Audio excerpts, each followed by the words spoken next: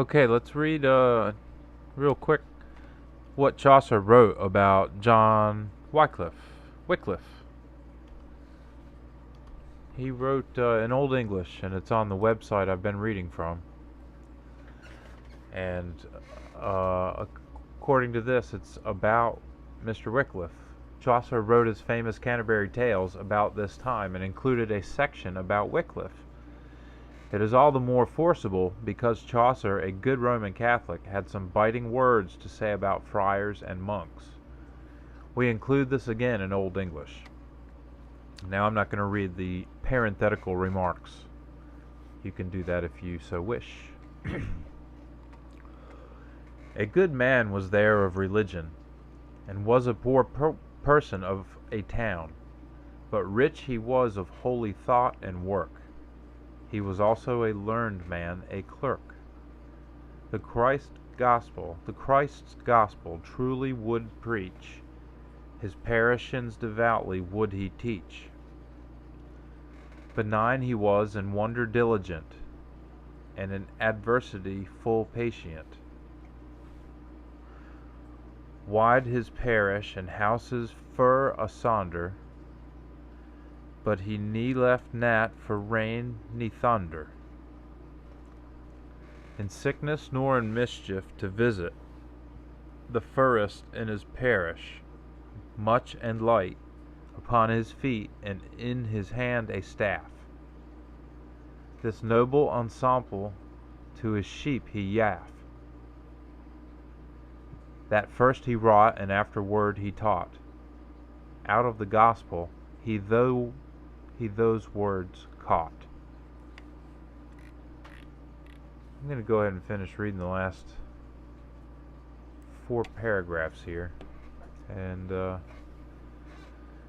here we go.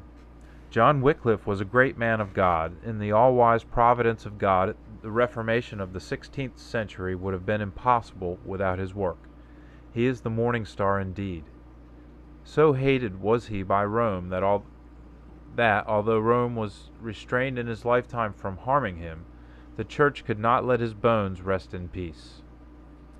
On October 8, 1427, an order of the Council of Constance, the same council that burned John Huss at the stake, Wycliffe's body was exhumed, his bones burned, and the ashes strewn on the river Swift. A later chronicler described this event in eloquent words. They burnt his bones to ashes and cast them into the Swift, a neighboring brook running hard by. Thus the brook conveyed his ashes into the Avon into the Severn into the narrow seas, and they into the main ocean. And so the ashes of Wycliffe are symbolic of his doctrine, which is now spread throughout the world. That's pretty cool. And while we're at it, let's finish reading chapter 6 in Exodus, verses 28 through 30. This is Moses and Aaron in the day in which the Lord spake to Moses in the land of Egypt. And the Lord spake to Moses and said, I am the Lord. Speak thou to Pharaoh, king of Egypt, all things which I speak to thee. And Moses said before the Lord, Lo, I am uncircumcised in lips. How shall Pharaoh hear me? And King James. And it came to pass on the day when the Lord spake unto Moses in the land of Egypt, that the Lord spake unto Moses, saying, I the Lord, speak thou unto Pharaoh king of Egypt all that I say unto thee. And Moses said before the Lord, Behold, I have uncircumcised lips, and how shall Pharaoh hearken unto me? So ends that reading in chapter 6 of Exodus, and we will start reading chapter 7 next time. And it's been fun. We will see you in the next episode.